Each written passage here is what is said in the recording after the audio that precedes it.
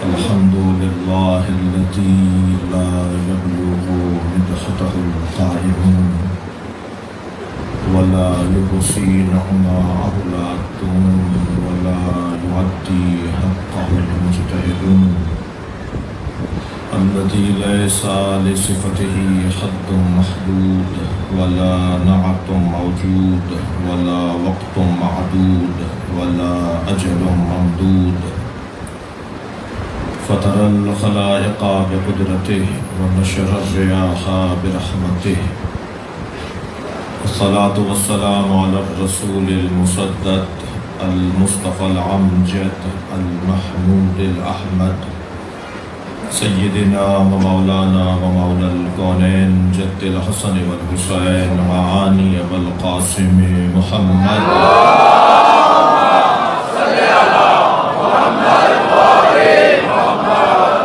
وآله الطيبين الطاهرين المعصومين الذين قال الله إنما يريد الله ليذهب عنكم الرجس أهل البيت ويطهركم تطهيرا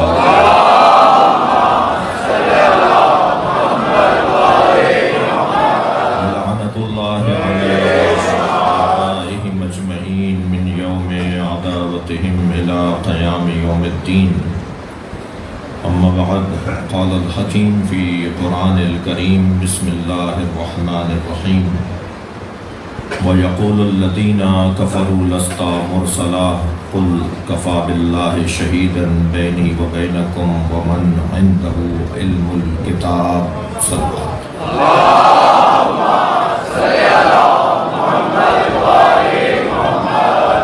التماس ہے ایک سورہ فاتحہ 3 مرتبہ سورہ اخلاص حاضرین مجلس کے مرحومین ذوی الحقوق مرحومین جن کے حق ہماری گردنوں پر ہیں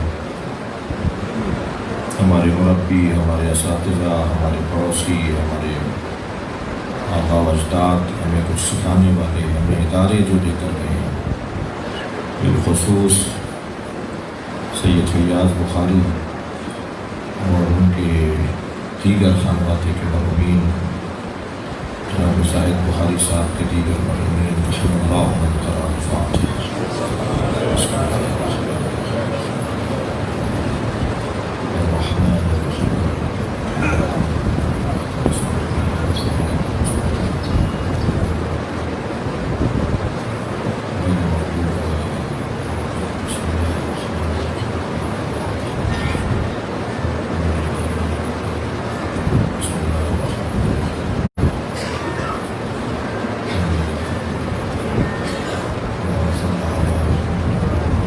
صلوات دیے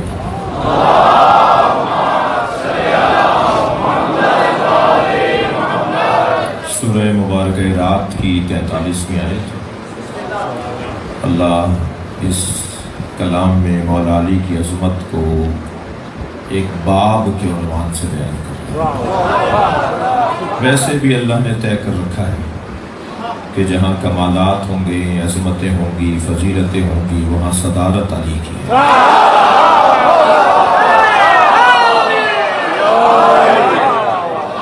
تمام تر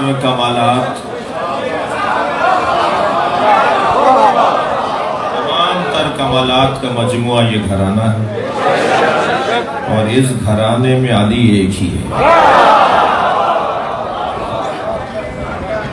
یا ابلیس ما منعک ان تسجد لما خلقت بیدی استکبرت ام کنت من العالین اے ابلیس اسے سجدہ کرنے سے تجھے کس نے روکا تھا جسے میں نے اپنے دونوں ہاتھوں سے بنایا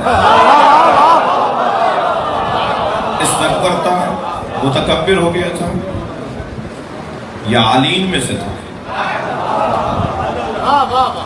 عالین علی کی جمع ہے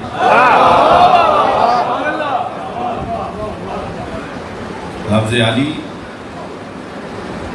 لغت کے اعتبار سے بھی اگر دیکھا جائے تو جب تک ضد کو نہیں سنا سمجھا جائے گا اصل سمجھ میں نہیں آئے گا تو علی کی ضد ہے دنی یہ علی مذکر کا لفظ ہے اور اسم ہے، مذکر ہے، اور اس کی ضد ہے دنی. اور علی کی جو مؤنث ہے وہ ہے علیا، اور دنی جو اس کی ضد ہے علی کی، اس کی جو ضد ہے وہ ہے دنیا. اب سمجھ میں آتا ہے کہ طلاقیں 3 کیوں دی. صلوات پڑھیں ذرا محمد وآلہ.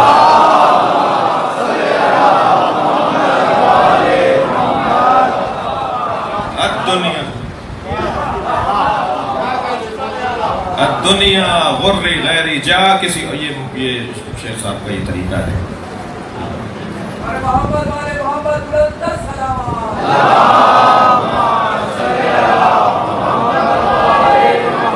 اس سے بلند صلوات نبی کی ذات پہ.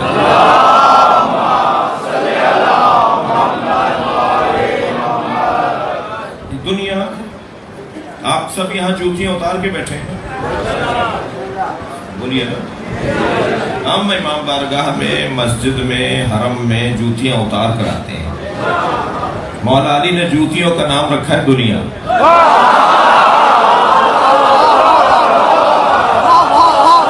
ہم امام بارگاہ میں دنیا چھوڑ کر آتے ہیں. صلوات پڑھیں گے محمد وآلہ.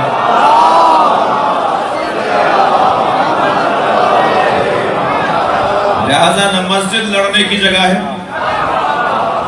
امام بارگاہ جھگڑے کی جگہ ہے. جھگڑا تو ہوتا ہی وہاں ہے جہاں دنیا کا مفاد مطلوب ہو، یا دنیا چاہیے ہی نہ ہو، جہاں دنیا کا مطلب ہی کوئی نہ ہو، پھر وہاں جھگڑا نہیں ہوتا. اگر کہیں آپ کو ایسی جگہوں پہ جھگڑا نظر آ رہا ہے تو سمجھ لیجئے کہ جوتیاں اتار کر نہیں آئے. صلوات پڑھیں گے محمد وآلہ.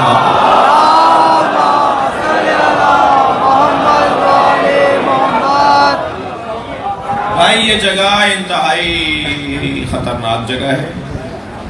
دنیا کی بات کر رہا ہوں، دنیا کی بات ہو رہی ہے. دنیا انتہائی خطرناک جگہ ہے، دھوکوں اور فریبوں کی جگہ ہے، واہمات توہمات کی جگہ ہے، ملمہ کاریوں کی جگہ ہے. یہ رنگ بدل بدل کے آتی ہے، یہ ہولیے بدل بدل کر آتی ہے، یہ کبھی سج سج کر آتی ہے. لہذا خبردار، اس سے بچ کے رہیں گے.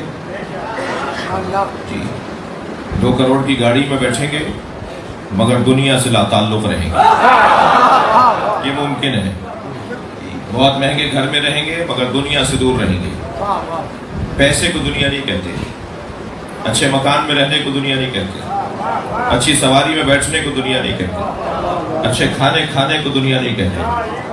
تم مہنگی گاڑی میں بیٹھو مگر پیدل چلنے والے کو آدمی مانو. مہنگے مکان میں رہو مگر جھگی میں رہنے والے کو انسان مانو. مہنگے کھانے اور اچھی ڈشیں کھائیں مگر چٹنی کھانے والے کو انسان مانو، اس کا احترام کیا جائے. تو پھر ہے کہ انسان دنیا کا پابند نہیں ہے. میرے اللہ نے، ہمارے اللہ نے دنیا مومن کے لیے بنائی ہے، مومن کو دنیا کے لیے نہیں بنایا. تو بات علی پر ہو رہی ہے تو اولیاء پر، اور پھر دنی پر تو پھر دنیا پر. صلوات پڑھیں ذرا محمد وآلہ.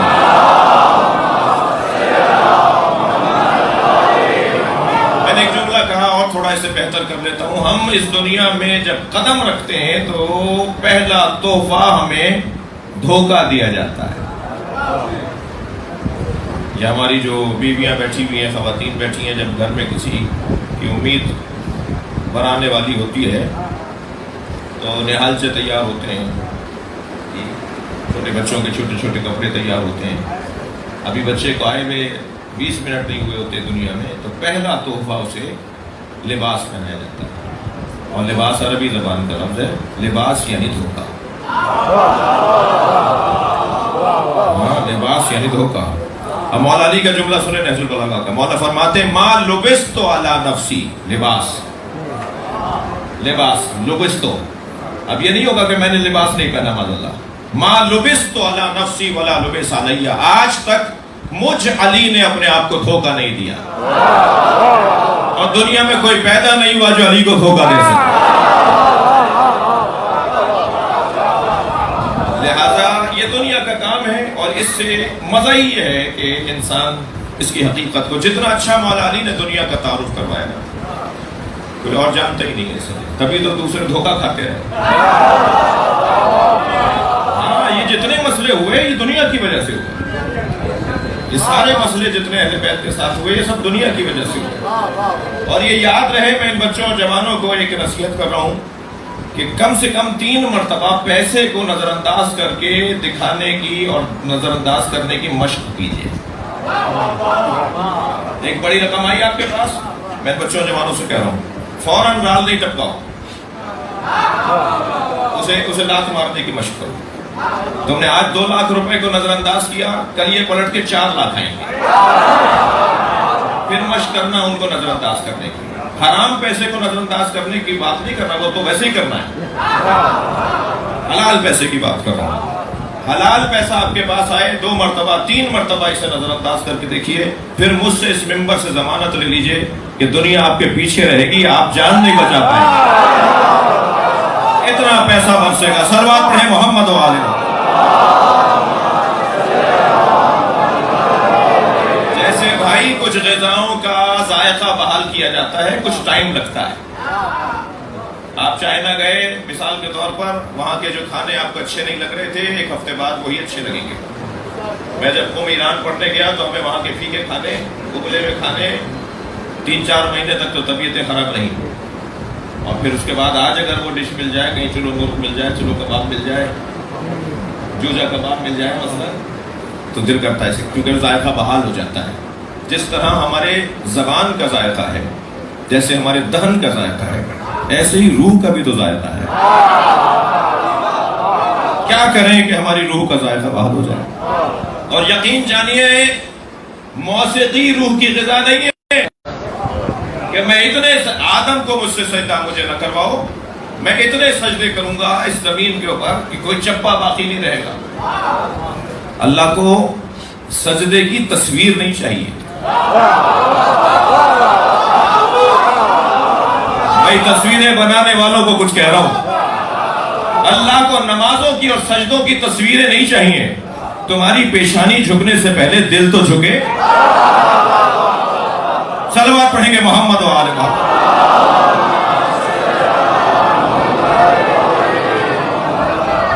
تو اللہ کو مانتے ہیں مگر رسول کا انکار کر رہے ہیں۔ تو اس آیت کی روشنی میں یہ طے ہوا کہ جو اللہ کو مانے اور رسول کو نہ مانے، خود اللہ کہہ رہا ہے کہ وہ کافر ہے۔ وَيَقُولُ الَّذِينَ، کہتے ہیں اور کہتے رہیں گے۔ اس کا مطلب ہے کہ نبی کے زمانے میں انکار رسالت ہو رہا ہے، تو بعد میں بھی ہوا اور بعد میں بھی ہوگا، قیامت تک ہوتا رہے گا۔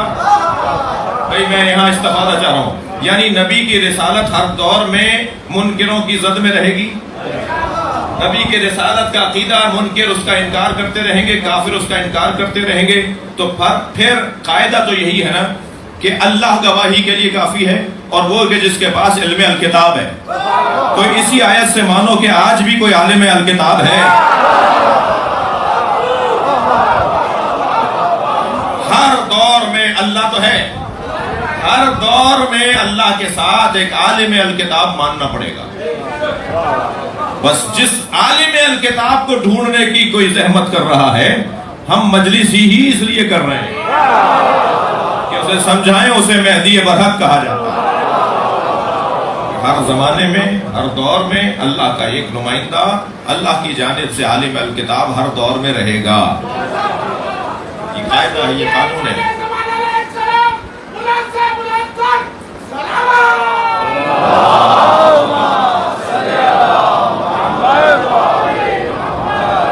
توجہ کر لیا آپ نے؟ ہر دور میں یہ زمین اور آسمان آپس میں مل جائیں اگر حجت خدا نہ ہو،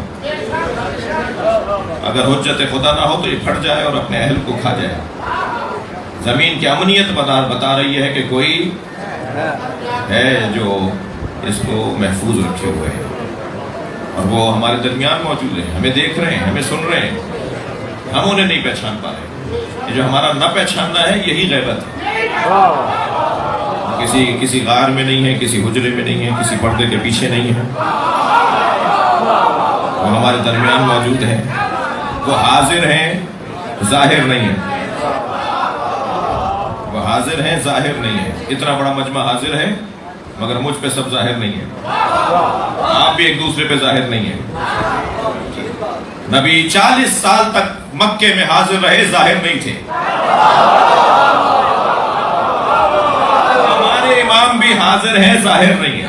اور جس دن ہم پہچاننے لگیں گے وہی ظہور کا دن ہوگا. اور پھر مومنین کہیں گے کہ ہم نے تو بارہا دیکھا تھا، پہچان نہیں پا رہے تھے کہ یہی حضرت ہے.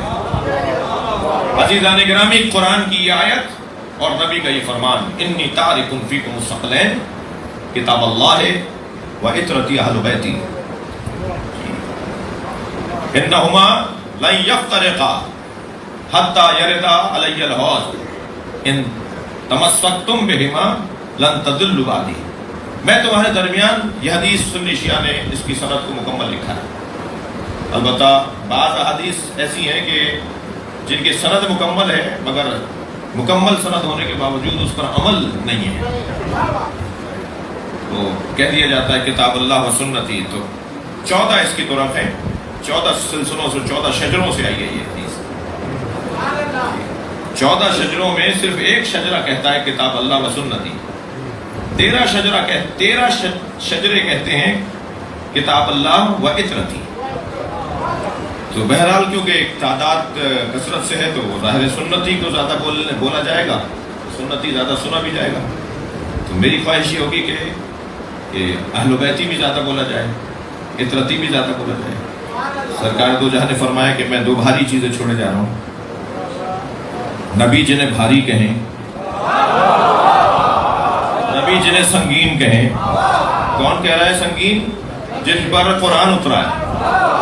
اور قرآن کون کیا ہے کہ جو اگر پہاڑوں پر اترتا تو پہاڑ ریزہ ریزہ ہو جاتا، تو قلب مصطفیٰ پہ اترا. وہ نبی کہہ رہے ہیں کہ 2 بھاری چیزیں چھوڑے جا رہا ہوں. تو کتنا وزن ہے ان کے اندر؟ جب سرکار فرماتے ہیں بھاری ہے تو یہ کیسے وزنی ہے جی؟ وزن کا کیسا ہے؟ مادی ہے. مادی ہے تو پھر کسی کو بھی اٹھانا اس کے بس کی بات نہیں ہونا چاہیے. قرآن اٹھا ہی نہ سکے. تو جو ایک ساتھ ہم 10 قرآن نسخے اٹھا لیتے ہیں، یا ہمارے یہاں کی گاڑیاں قرآن جہاں پرنٹ ہوتا ہے وہاں سے گاڑیوں میں قرآن رکھ دیا جاتا ہے. تو یہ مادی وزن نہیں ہے جو سواریاں اٹھا لیتی ہیں، ہم اٹھا لیتے ہیں. یہ جو وزن ہے یہ معنوی ہے، یہ روحانی وزن ہے. اور روحانی وزن قرآن اور اہل بیت کا نبی بیان کر کے گئے. یہ جو وزن کہ لو انزلنا ھذا القرآن علی جبل، اگر ہم نے اس قرآن کو پہاڑ پر اتارا ہوتا، لرأیتہ خاشعا متصدعا من خشیۃ اللہ، تو تم دیکھتے کہ پہاڑ ریزہ ریزہ ہو جاتا. یہ بھی مادی وزن نہیں ہے بلکہ یہ معنوی وزن ہے. یہ اگر پہاڑ پر معنوی وزن اترتا تو یہ پہاڑ ریزہ ریزہ ہو جاتا. معنوی وزن سرکار قرآن اور اہل بیت کا چھوڑ کر دیں. کیسے طے کریں کہ ان کا معنوی وزن کتنا سنگین ہے؟ ہوتا یہ ہے کہ ایک ترازو کے پلڑے میں پیمانہ رکھا جاتا ہے، باٹ رکھا جاتا ہے، دوسرے میں جنس رکھ کے تولا جاتا ہے. پھر تھوڑا اندازہ ہو جاتا ہے کہ ان کا وزن کیسا ہے. ذہنوں کو قریب کرنے کے لیے اندازہ کروایا ہے سرکار نے کہ تم میرا وزن معنوی اگر نہیں سمجھ سکتے تو اتنا سمجھ لو کہ سیدہ کے آنے پہ میں کھڑا ہو جاتا ہوں.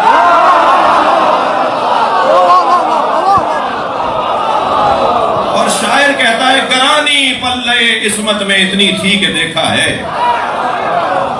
گرانی پلے عصمت میں اتنی تھی کہ دیکھا ہے، پے تعظیم اٹھ جاتا تھا وزن مرسل اعظم. صلوات پڑھیں گے محمد و آلہ.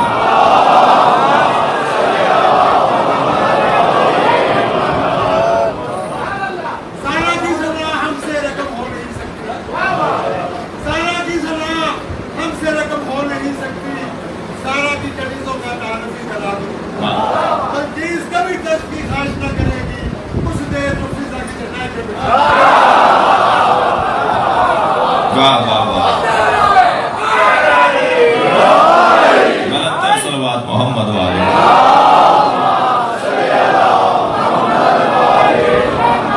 اور عزیزو ابھی تو ایک وزن سیدہ کا یہ اشارہ سرکار نے دیا، لیکن اگر ہم تاریخ کے صفحے پلٹنا شروع کریں تو پنجتن کا وزن بھی نبی نے بتایا.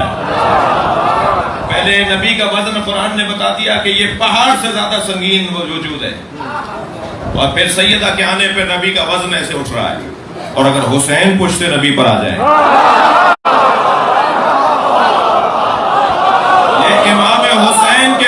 کندھے پہ جو سر نہیں اٹھ رہا، یہ ہم وزن پہ بیٹھا ہوا.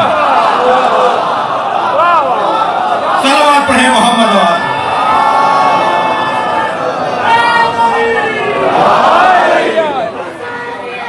زندہ باد، زندہ باد، ماشاءاللہ. زندہ باد. لبیک یا حسین، لبیک یا حسین، لبیک یا حسین، لبیک یا حسین.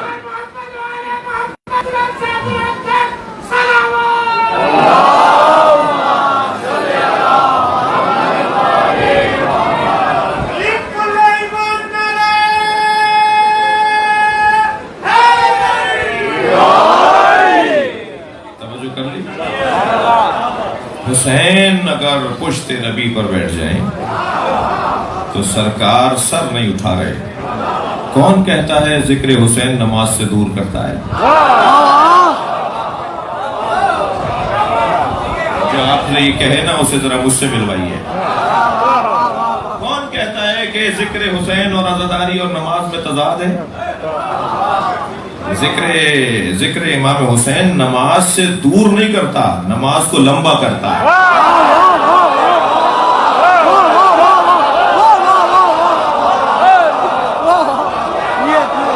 سجدے حسین کی وجہ سے بڑھتے ہیں. صلوات پڑھیں محمد وآلہ.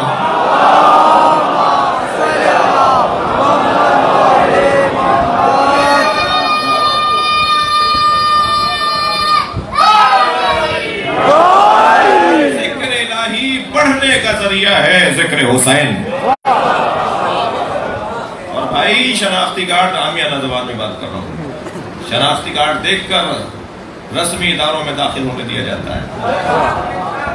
اللہ کی بارگاہ میں حضوری جب ہوگی جب پہلے حسین کے ساتھ جڑ کر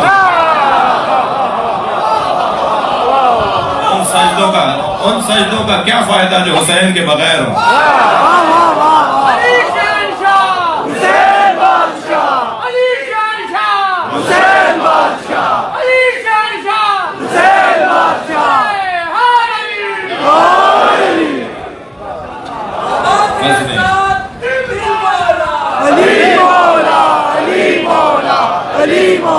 یاد رہے حقیقت محمدیہ ہی حقیقت فاطمیہ ہے،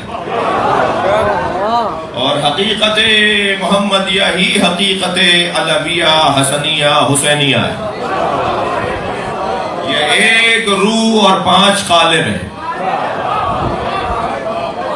ہاں ان میں کسی کو اللہ نے یہ کام دیا جسے نبوت اور خاتمیت کہا جاتا ہے، کسی کو ولایتوں کا عنوان دیا، کسی کو عصمتوں کا عنوان دیا، کسی کو تحمل اور بردباری اور صبر کا عنوان دیا، اور کسی کو قربانی کا عنوان دیا.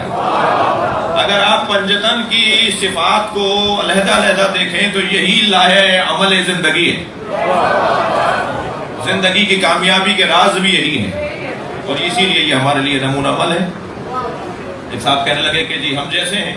میں نے کہا جی ہم جیسے اگر ہوتے تو ہمارے لیے نمونہ عمل کیوں ہوتے؟ ہم سے افضل ہے تبھی تو نمونہ عمل ہے، ہم جیسے نہیں ہیں. تو ان کی حقیقت سب کی ہے. یا فاطمہ ایتینی بالیمنی، اے فاطمہ انی اجد فی بدنی ضعفا، میں اپنے بدن میں ضعف محسوس کر رہا ہوں، مجھے چادر یمنی لا دو. اچھا یہ یمن کی بڑی عظمت ہے. دیکھیں کسی کی بھی عزت ایسی نہیں ہوتی، ہر مسجد ایک جیسا مقام نہیں رکھتی، ہر امام بارگاہ میں ایک سی روحانیت نہیں ہے، ہر جگہ ایک جیسا حال اور کیفیات نہیں ہے.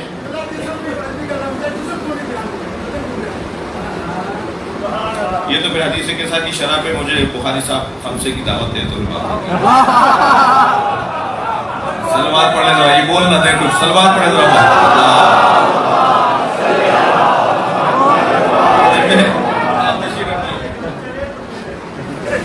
ایک سلوات اور محمد وآلہ. اس سے بہتر اور بلند سلوات ہے.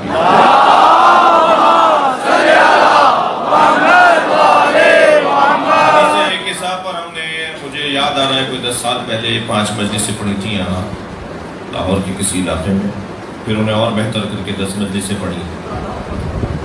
तो मुसलसल मुतालिया पढ़ता रहना चाहिए, मुसलसल देखना चाहिए कि जो अब तक बात समझ में उससे और ज़्यादा गहराई होनी चाहिए। तो ये तो बहुत एक एक जुमले पर शरह होनी है ना, हदीस किस्सा की शरह तो एक एक जुमला उसका, ये वाहिद हदीस है जो कुरान भी है,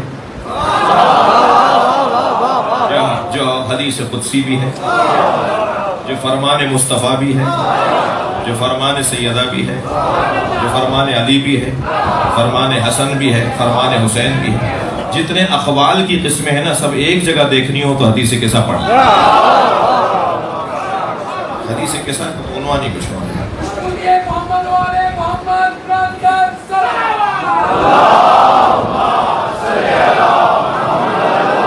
मगर इस वक्त जो मेरा जिस चीज़ से मुझे इस्तेफादा करना है, सरकार ने फरमाया मैं अपने बदन में ज़ाफ़ महसूस कर रहा हूँ, बदन में ज़ाफ़ महसूस कर रहा हूँ। बदन और जिस्म दोनों अरबी के लफ्ज़ हैं। अबदान, इल्मुल अबदान, बदन अरबी का लफ्ज़ है। जिस्म, जिस्मी, जिस्म का जिस्मी, ये जिस्म भी अरबी का लफ्ज़ है। नबी ने नहीं फरमाया कि मैं अपने जिस्म में। अब आपने लुक़मा दिया है तो बात पूरी सुनेंगे। ये जो जिस्म है ना, जिस्म जब बोला जाता है तो सर शामिल होता है, जब बदन बोला जाता है तो सर शामिल नहीं होता। अभी बता रहे हैं कि हमारे जहन पर ज़ाफ़ नहीं आता।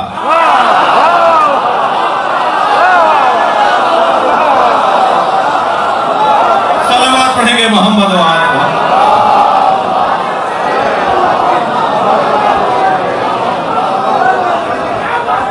खबरदार कहीं मेरी जिंदगी के आखिरी लम्हों में न कह देना कि बुखार का असर हो रहा है।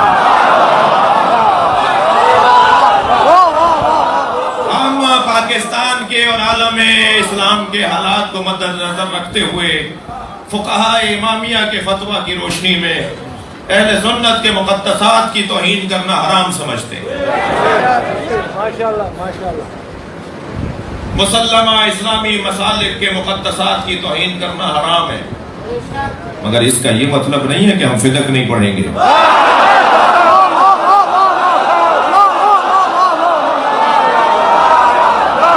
इसका ये मतलब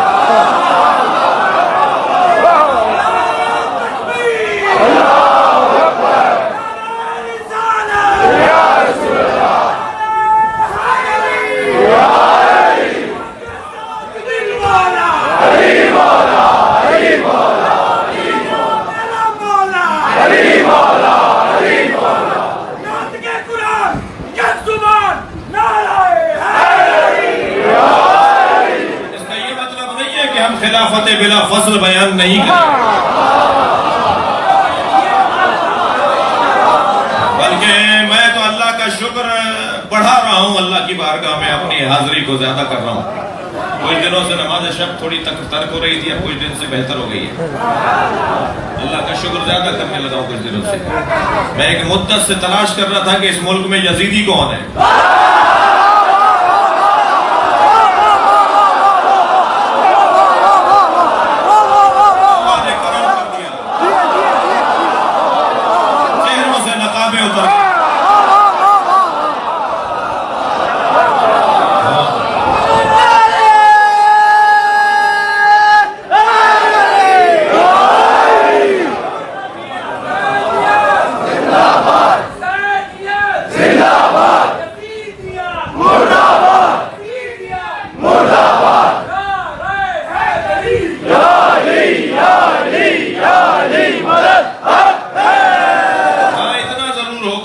अल्फाज का इस्तेमाल मैं ज़ाकिरीन से कर रहा हूँ तो पहले भी, और बाज़ खुतबा से कर रहा हूँ, बाज़ उलमा से गुजारिश कर रहा हूँ। अक्सरियत तो पहले भी मोहतात थी। अल्फाज अच्छे होने चाहिए, जुमले दबे हुए होने चाहिए, बोले तो तोल कर बोले, बात अपनी पूरी करनी है।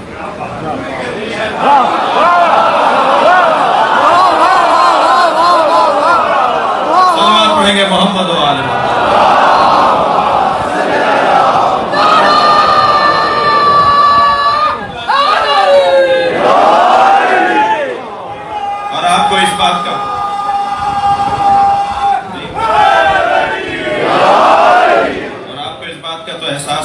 سے کم نہیں ہے جو دوسرے مجھے سن رہے ہیں.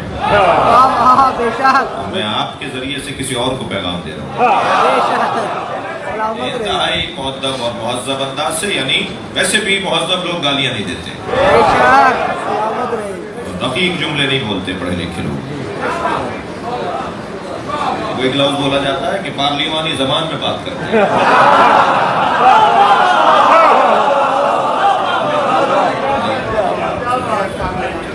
تو بات پوری ہوگی, لیکن یہ طے ہے کہ ہم اگر کوئی کرتا تھا ایسا تو ہم اسے ٹوکیں گے, اسے روکیں گے, اسے سمجھائیں گے.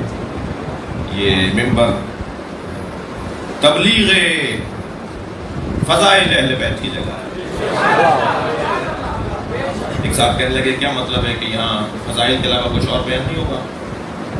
کچھ لوگوں نے کچھ دماغی الجھنیں, کچھ کاؤنسلنگ کی ضرورت ہے, کچھ نفسیاتی مسائل ہیں, کچھ لوگوں کے کچھ نفسیاتی مسائل ہیں. یہ بعض لوگ جو ہے وہ ہاں تو ان لوگوں کے علاج کی ضرورت ہے.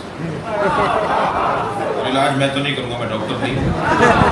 وہ ایک ہفتے کو ٹیبلٹس کھانی پڑیں گی, جو دماغ کا اختلاج ہے وہ ٹھیک ہو جائے گا. باتوں کو مخلوط نہ کیا جائے. ایک بات روشن ہے, دوسری بات روشن ہے, دونوں باتوں کو مخلوط نہ کیا جائے. مثلا جب میں یہ کہتا ہوں کہ یہ فضائل اہل بیت کا پیپر ہے تو فوراً ذہن میں آتا ہے کہ جی یہ خیبر اور خندق پڑھیں گے, یہ مولا علی کے فضائل پڑھیں گے, نماز کی تبلیغ نہیں کریں گے, اخلاقیات کی تبلیغ نہیں کریں گے. بھائی ایسی بات نہیں ہے, یہ تم مخلوط کر رہے ہو بات کو. یہ کیسے ممکن ہے کہ خندق پڑھا جائے اور شجاعت نہ آئے؟ جب آپ خندق ہی بیان نہیں کریں گے, مولانا خیبر اور خندق بہت سن لیا, تم نے سنا ہی نہیں ہے. کہاں پڑھا گیا ہے خیبر اور خندق؟ ایسا اتنا یہ جملہ ہمارے یہاں زبانوں پہ چڑھا دیا ہماری قوم. پاکستان کی بات کرو, اتنا ہمارے بچوں اور جوانوں کے دماغ میں جملہ چڑھا دیا گیا کہ خیبر اور خندق پڑھتے ہیں, بس وہ خیبر اور خندق بہت سن لیا. کہاں سنا ہے؟ کہاں بیان ہوا ہے خیبر و خندق؟ اور بیچارے ذاکرین اور خطبہ اتنے ڈر گئے کہ اب انہوں نے پڑھنا بھی چھوڑ دیا. میں تو گزشتہ 10 سالوں سے دیکھ رہا ہوں کہ خطبہ اور ذاکرین نے خیبر و خندق پڑھائی نہیں. ڈرے ڈرے رہتے ہیں کہ اگر پڑھیں گے تو بعد میں کوئی روک لے گا. جب ممبر پر بیٹھ کے بھی ڈرتا ہو وہ تو یہ بہت کمزوری کی بات ہے. نہیں بیان ہوا خیبر و خندق, صرف ایک جلوہ دکھا دو.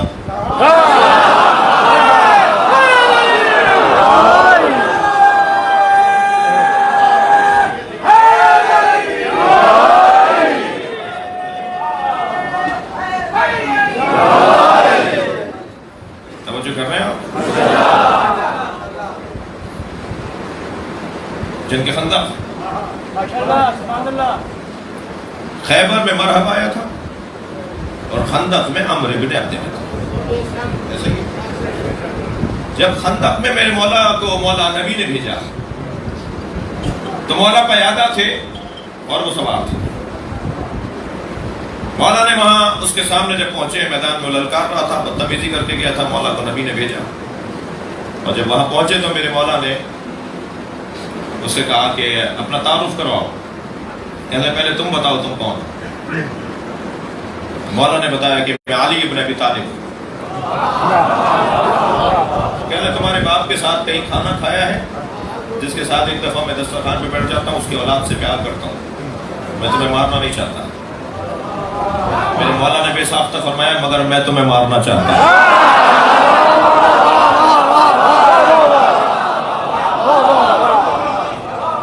کہنے لگا تمہارا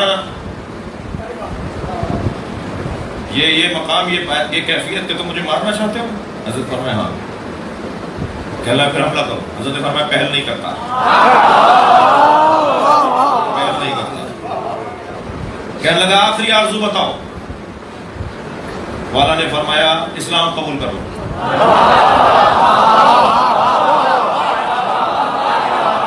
یہ میری آخری آرزو نہیں ہے, تمہاری ہے. اسلام قبول کرو. کہنے لگا اسلام قبول کرنا ہوتا تو میدان میں کیوں آتا؟ تو میرے مولا نے فرمایا پھر واپس چلے جاؤ. کہنے لگا واپس جاؤں گا تو عورتیں تانا دیں گی.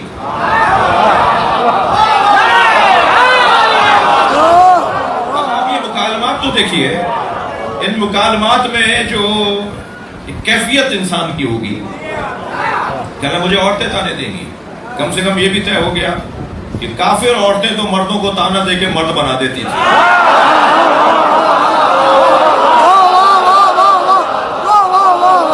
میری گزارش مسلمان عورتوں سے بھی ہے، سلوات پڑھیں محمد۔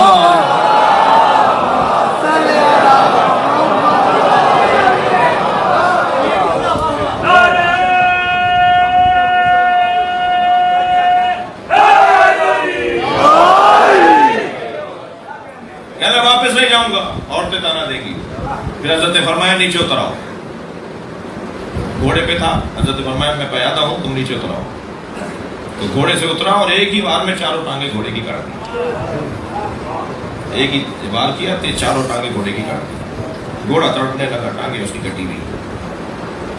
تو میرے مولا نے فرمایا کہ بار کرو، بار کیا۔ حضرت نے اس کے جواب میں پہلے ہی بار میں، پہلا بار ہوا، پہلے ہی بار میں علی نے اس کی دونوں ٹانگیں کٹی، اور ٹانگیں کٹی تو گرا، فرمائے گھوڑے کی طرف دیکھو کیا تکلیف ہوتی ہے۔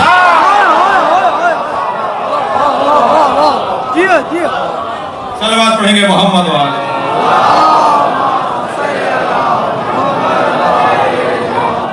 اب سینے پہ چڑھ کر بیٹھ گئے۔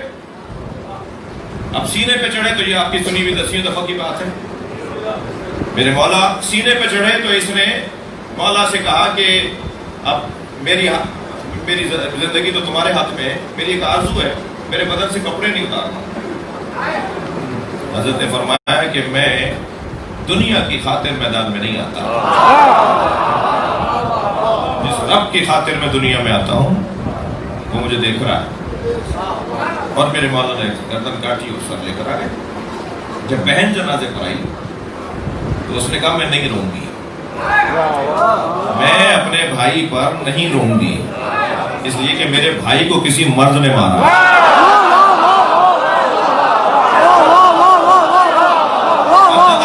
خندق پڑھے یا نہیں؟ صلوات پڑھے محمد وآل محمد۔ بھائی اگر آمادہ ہے تو دو جملے اور سن لیجئے۔ عزیزان گرامی، 3 لوگوں کو یا علی مدد نہیں بولنا چاہیے، نعرہ حیدری نہیں لگانا چاہیے جن میں 3 کمزوریاں ہیں۔ بزدل کو کبھی یا علی مدد نہیں کہنا چاہیے، کنجوس کو کبھی یا علی مدد نہیں کہنا چاہیے، اور گھٹے ہوئے دماغ تنگ نظر کو کبھی یا علی مدد نہیں کہنا چاہیے۔ چھوٹی سوچ والا علی والا نہیں ہوتا۔ صلوات پڑھیں محمد وآل محمد۔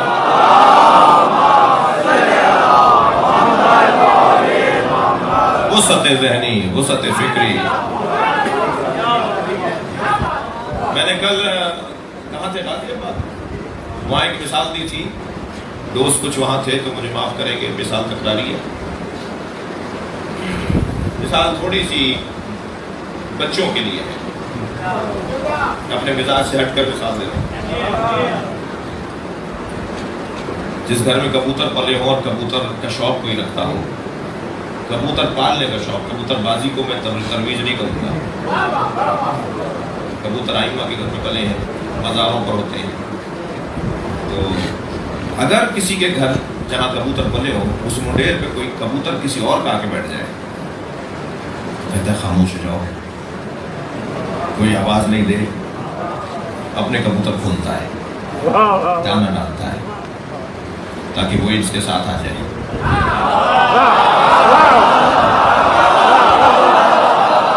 اہل بیت کے چاہنے والوں کو اگر کوئی اہل بیت کے گلشن میں کبوتر آ رہا ہے تو رویہ ایسا رکھنا ہے کہ جانے نہ پائے۔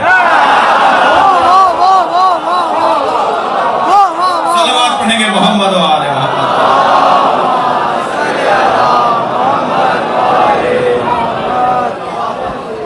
خبردار خبردار، اسے دل آزاری اس کی نہ ہونے پائے۔ میں یہ بات کئی جگہ کہہ چکا ہوں، سوشل میڈیا کا دور ہے، کلپس بنے ہوئے ہیں جی۔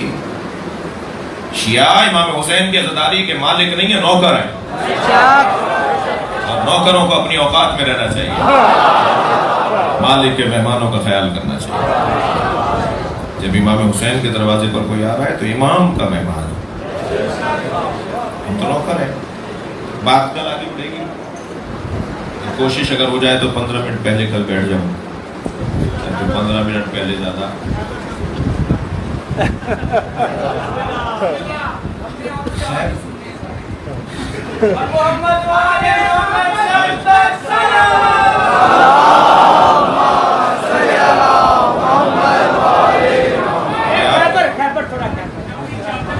تھوڑا سا بتا. آپ کو رہ گئی وہ فرما رہے ہیں آج ہی سننا ہے تو آج تو یہ ختم ہی نہیں ہوگی. پھر یاد آپ کو دے دیں گے. جنگ خیبر، بسم اللہ. حضرت عبداللہ ابن مسعود کہتے ہیں شام کے حاکم نے انہیں بلا کر بٹھایا ہوا تھا، مدینے وہ آتا تھا دورے پر، گورنری سے امارت تک چلا گیا تو بلاتا تھا صحابہ کرام کو، ان کا احترام کرتا تھا. تو سارے اصحاب تشریف فرما ہے رضوان اللہ تعالیٰ علیہ. حضرت عبداللہ ابن مسعود بھی بیٹھے تو کسی سے کہا کہ ذرا علی کے خلاف ذرا سب کرو، شتم کرو، علی پر لان کرو. ایک شاعر کھڑا ہوا، مولا کے خلاف اس نے ایک نظم سنائی. عبداللہ ابن مسعود کھڑے ہوئے، جانے لگے. کہا کہاں جا رہے ہیں؟ کہا میں اس محفل میں نہیں رہ سکتا. بہت بڑی بات ہے، جس کی جو خدمت ہو یاد رکھنی چاہیے. اٹھ کے جانے لگے. کہا کیوں جا رہے ہیں؟ کہا یہ جو ذکر ہو رہا ہے میں اس میں شریک نہیں ہونا چاہتا. کہا تمہیں علی کی برائی بری لگ رہی ہے؟ کہ اللہ میرا ایمان رخصت ہو جائے گا.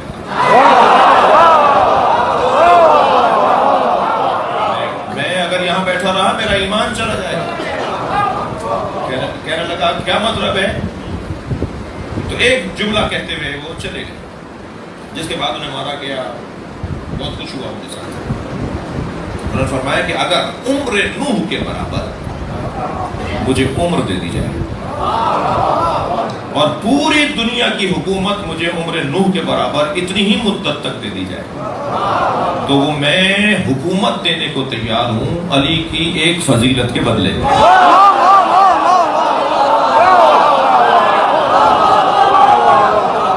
مجھے علی کی ایک فضیلت مل جائے میں وہ لے کر اپنی حکومت دینے کو تیار ہوں. کہنے لگا بتاؤ وہ فضیلت کیا ہے؟ کہا فضیلت وہ ہے کہ 39 دن تک خیبر فتح نہیں ہوا.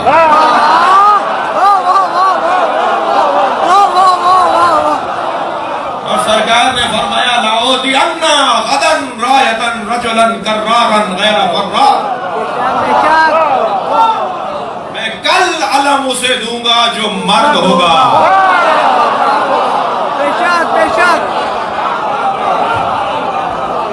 رجلاً کرارن.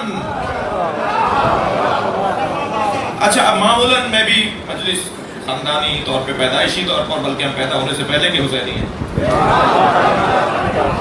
ہم سے مراد آپ ہم سب زیادہ تر. ایک میرے بھائی آج انہوں نے کلمہ پڑھا ہے، شیعت کو اختیار کیا ابھی اندر کمرے میں.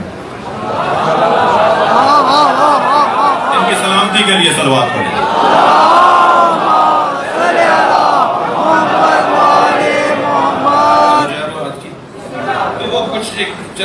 ایک تعداد ضرور ہے سی، لیکن البتہ یہ بھی جو آج آ رہے ہیں نا یہ آج کے نہیں ہیں. جو اہل بیت کا مکتب آج قبول کر رہے ہیں یہ آج کے نہیں ہیں، یہ صبح کے بھولے ہوئے تھے جو شام کو گھر لوٹ کر آئے. یہ تھے یہیں پر ہی. ان کی روحوں نے پہلے ہی عہد کیا ہوا تھا دنیا کی رنگینی نے. جی ہاں واپس آ گئے. دقت ہے آپ کی. میں بھی بچپن سے جب یہ حدیث سنتا تھا خطبہ سے پڑھتا تھا کتاب میں تو کرارن غیر فرارن کو میں یہ سمجھتا تھا کہ کرار کی ضد ہے غیر فرار. یعنی میں تو یہ سمجھتا تھا، ہو سکتا ہے کسی اور بچے کے ذہن میں بھی یہی. جب مولا نے فرمایا نبی نے فرمایا کہ کل میں علم اسے دوں گا جو کرار ہوگا غیر فرار، یعنی کرار اسے کہتے ہیں جو بھاگتا نہ ہو. یہ جب ایسا نہیں ہے. کرار کی ضد غیر فرار نہیں ہے یا کرار کی ضد فرار نہیں ہے. یا کرار کا متبادل غیر فرار نہیں ہے. کوئی تعلق فرار سے کرار کا نہیں ہے. یہ دو علیحدہ صفتیں ہیں. یعنی کرار علیحدہ صفت ہے اور غیر فرار علیحدہ صفت. دونوں کمال ہیں. غیر فرار جو میدان سے بھاگنے کسر، فرار اور فار بھاگنے والا ایک دفعہ، اور ہے بار بار بھاگنے والا فرار.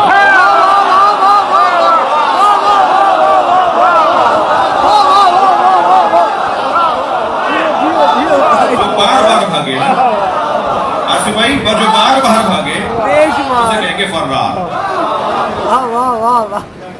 اور کرار ایک علیحدہ صفت اور غیر فرار ایک علیحدہ صفت. کرار کسے کہتے ہیں؟ شاعروں کے ہاں اور منقبت خانوں کے ہاں زیادہ ہوتا ہے ایسا کہ انہوں نے ایک شعر سنایا تو مجمع میں سے آواز آئی مکرر.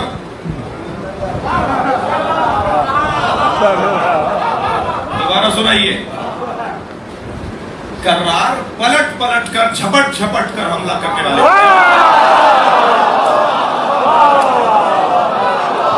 کرار کا مطلب یہ ہے کہ جو تکرار سے میدان میں آتا ہو. میرے استاد حضرت آیت اللہ محمد باقر فخار اصفہان میں اس وقت ان کا درس خارج مجتہد مرجع تقلید ہیں، صاحب رسالہ ہیں. انہوں نے 2 جلدی کتاب لکھی ہے مولائے معرفت، مولا علی کی شان. کتاب کا نام رکھا ہے مولائے معرفت. مولائے کائنات بھی بڑی بات ہے مگر معرفت کے مولا ہے. سمجھ ہی نہیں ہوگی اس کے پاس جس کے پاس علی نہ ہو. سوچ ہی اس کی اچھی نہیں ہوگی جس کے پاس علی نہ ہو. یہ نہیں کہا میرے مولا علی نے سلونی سلونی قبل ان تفقدونی، پوچھو پوچھو اس سے پہلے کہ میں مر جاؤں. علی نے کہا ہے پوچھو پوچھو اس سے پہلے کہ تم مر جاؤ.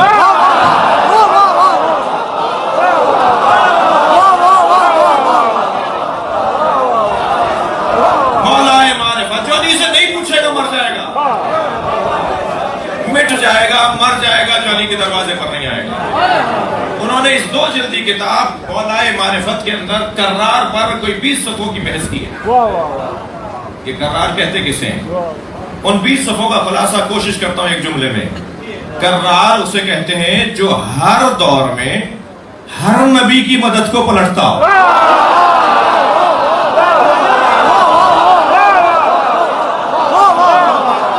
صلوات پڑھیں گے محمد و آل محمد.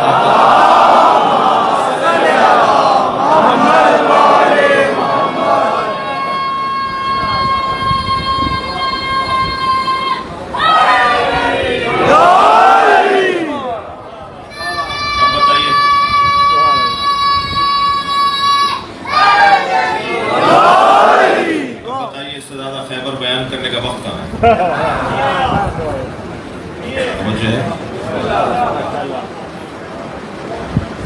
بہت سنا دوں ایک مثال. ایک مثال. جب سب بھاگ گئے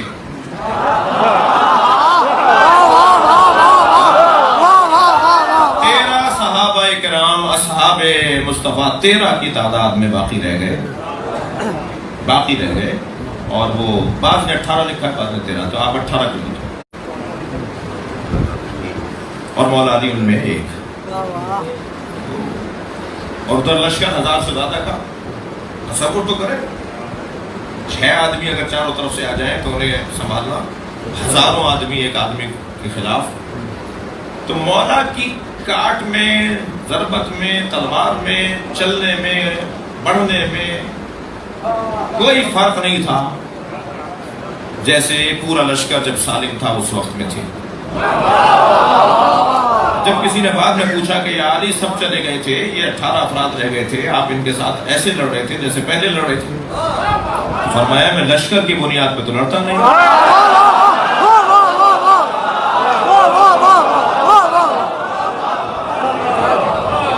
یہ کیفیت بہت. تو اس میں جو مولا کا انداز تھا تو اس انداز کو دیکھ کر ایک مرتبہ جبریل نبی کے برابر جا کے بیٹھے اور کہا یا رسول اللہ دیکھ رہے ہیں علی کیسے اکیلے بھی ویسے ہی لڑ رہے ہیں جیسے علی پہلے لڑ رہے تھے لشکر کے ساتھ. تو نبی نے بے ساختہ فرمایا کیفا لا انہ منی وانا منہ, کیسے نہ لڑے میں اس سے ہوں وہ مجھ سے. تو جبریل نے بے ساختہ فرمایا انا منکما, اور میں آپ دونوں سے ہوں. اللہ اکبر.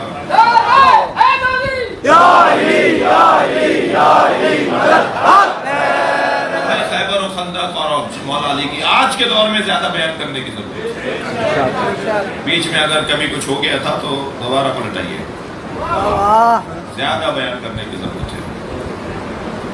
بزدلوں کا کوئی تعلق علی سے نہیں. پہلے کی مائیں, اب سے 200 سال پہلے کی مائیں بچوں کو کہتی تھی تمہارے ابا کے بدن پہ 4 چوٹوں کے زخم تھے. تو بچہ کہتا تھا کہ اماں کیسی چوٹیں, کیسے زخموں کے نشان؟ کہ وہ فلاں میدان میں گئے تھے, انہیں وہاں چوٹ لگی تھی. اماں وہ خود کیا کر کے آئے تھے؟ کہ وہ چوٹ ایک لے کر آئے تھے مگر گردن 2 اتار کے آئے تھے. یہ قصے سناتی تھی پہلے کی مائیں. لوریاں ہی شہادت کی مصروں پر ہوتی تھی, جہاد کے مصروں پر ہوتی تھی.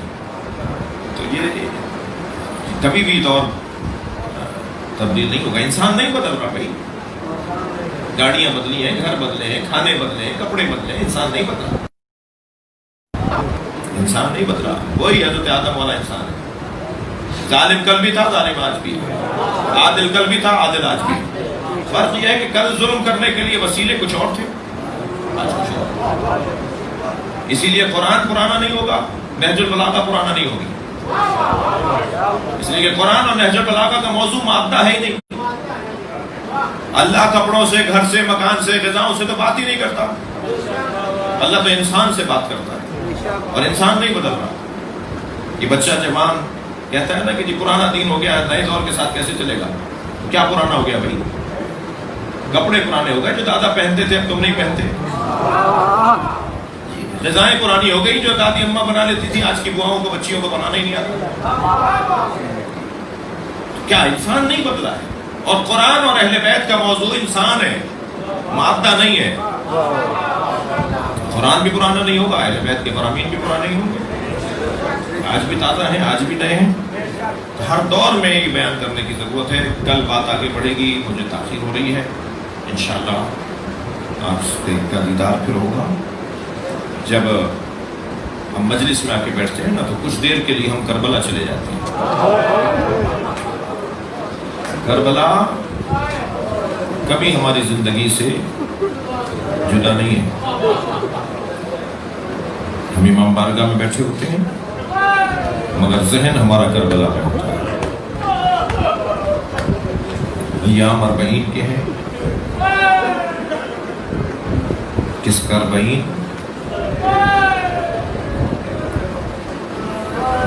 جس کا لاشا بے گور و کفن رہا, جسے بہن بغیر دفنائے چلی گئی, جس کے لاشے کو زوجہ نے دھوپ میں دیکھا. سلام اس سکینہ بی بی پر ہو. مجلس میں خواتین بھی بیٹھی ہیں, بچیاں بھی بیٹھی ہیں. محاورتاً کہا جاتا ہے کہ بیٹیوں کو باپ سے پیار ہوتا ہے, باپ بھی بیٹیوں سے زیادہ پیار کرتے ہیں. میں نے مقتل کربلا میں دیکھا ہے ذوالجناح خبر شہادت پہنچانے کے لیے اس خیمے پر گیا جہاں سکینہ تھی. اجرکم اللہ, آپ کی آوازیں بلند ہیں. اگر کسی غم میں نہ رلائے سوائے غم اہل بیت میں رونے رلانے والوں میں قرار دے. عزیزانو, کربلا میں حسین سے انسانوں نے تو وفا نہیں کی, اور جنہوں نے وفا کی ان کو شہادت کا درجہ مل گیا. لیکن آخری وقت میں امام حسین سے جس وجود نے وفا کی وہ امام حسین کا رہوار ذوالجناح. میں ایک جگہ مجلس پڑھ کر باہر نکلا تو ایک جوان نے مجھے روک کر کہا مولانا آج آپ نے مصائب کم پڑھے. میں نے کہا کیا یہ مصائب کم تھے کہ حسین گھوڑے سے گر گئے؟ بعض جملے، ایک جملہ رونے کے لیے بہت ہوتا ہے، گھنٹوں روتا رہوں کم ہے ایک جملے کے اوپر۔ میرے مولا سجاد فرماتے ہیں کہ یہ جملہ میرے ذہن سے نہیں نکلتا، جب اپنی پھوپھی کو دیکھتا ہوں یہ جملہ مجھے یاد آتا ہے۔ دربار شام میں آواز لگائی گئی زینب کو دربار میں لایا جائے۔ اجرکم اللہ، اجرکم اللہ، اللہ آپ کی حاجتوں کو پورا کرے۔ اجرکم اللہ، بلا تشبیہ میری ہماری کوئی حیثیت نہیں ہے، ہمارے ماں باپ قربان حسین مولا، ہماری نسلیں قربان امام حسین کی جوتیوں پر، بلا تشبیہ اگر اس ممبر سے میں گر جاؤں تو وہاں سے وہ جوان کہے گا مولانا چوٹ تو نہیں لگا، وہاں سے وہ بچہ اٹھے گا مولانا کیا ہوا تھا؟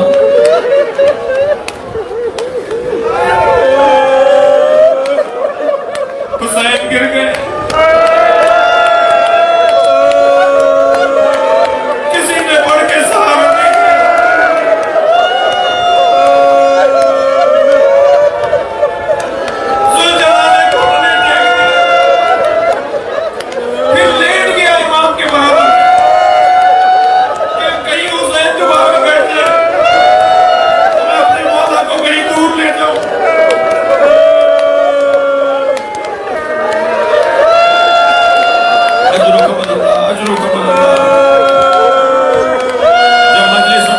عزیز و بلند آواز سے رویا کریں۔ امام جعفر صادق بلند رونے والوں کو دعا دیتے ہیں، اللہ اجر و ثواب عطا فرمائے۔ عزیز و جناب مجھ سے بیٹھا نہیں جا رہا۔ حرم حضرت معصومہ میں نے آیت اللہ مشکینی سے ایک عارف مجتہد تھے، ان سے میں نے یہ مسائل سنے تھے، وہ مجلس پڑھ رہے تھے، پڑھ رہے تھے کہ جب حسین گھوڑے پہ ڈگمگا رہے تھے، جب دائیں گرنے لگتے تھے تو زین پکڑ کر سناتے تھے اور اس طرف دیکھ کر کہتے تھے لا واللہ، جب دوسری طرف گرنے لگتے تھے تو ہاتھ کا اشارہ کر کے کہتے تھے لا واللہ۔ عرب لا واللہ وہاں کہتا ہے جہاں کوئی کچھ دینا چاہتا ہو اور وہ لینا نہ چاہتا ہو، منع کرنے کو مجھے نہیں چاہیے۔ امام گرتے ہوئے کہتے تھے مجھے نہیں چاہیے۔ یزیدی سپاہیوں نے حضرت مختار کو یہ تو بتا دیا کہ آخری وقت میں حسین بول کیا رہے تھے۔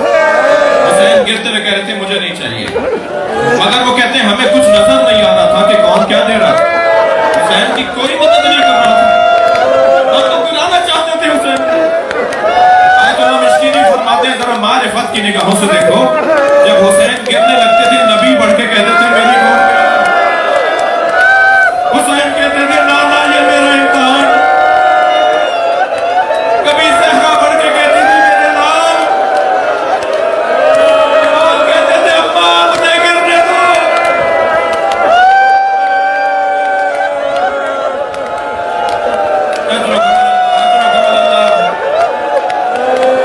امام زین سے زمین پر آ گئے، پسر سعد نے آواز لگائی خبردار کوئی ذوالجناح کو تیر نہ مارے۔ میں نے بچپن میں نبی کو اس پہ بیٹھے دیکھا، میں اسے تبرک کے طور پہ رکھوں گا، اسے پکڑ کر لاؤ۔ سپاہی آگے بڑھے، ایک ایک دو دو کر کے جاتے تھے، وہ انہیں زخمی کر دیتا تھا۔ 80 سپاہیوں کو ذوالجناح نے زخمی کیا تو پسر سعد نے کہا چھوڑ دو، پیچھے ہٹ جاؤ، دیکھو کرتا کیا ہے۔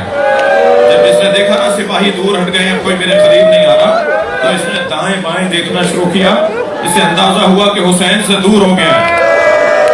عزاداروں وہاں دوڑا جہاں حسین کو اتارا، مگر رونے والوں اسے دیر ہو گئی تھی، حسین کی گردن کاٹی۔ یہ امام کے لاشے پر پہنچا، اپنی پیشانی کو خون سے رنگین کیا، زمین کربلا پہ پیر مار رہا تھا جیسے ماتم کر رہا، اور ماتم کرتا ہوا دوڑا ہے خیمہ گاہ کی طرف۔ اور جب خیمہ گاہ پر پہنچا نا تو سکینہ نے بابا کے گھوڑے کی آہٹ سنی، وہ خیمے کے دروازے پہ دوڑتی بھی آئی۔ سمجھداریاں قربان جناب سکینہ پر، عقلیں قربان جناب سکینہ پر، انتہائی وقار کے ساتھ قدم اٹھائے، گھوڑا گردن لٹکائے کھڑا ہے۔ ایک مرتبہ گھوڑے کی گردن پہ ہاتھ رکھ کے کہا یا جوادو ابھی حل سلطیا ام قتل عطشانہ، بس مجھے اتنا بتا دے پانی پلا کر مار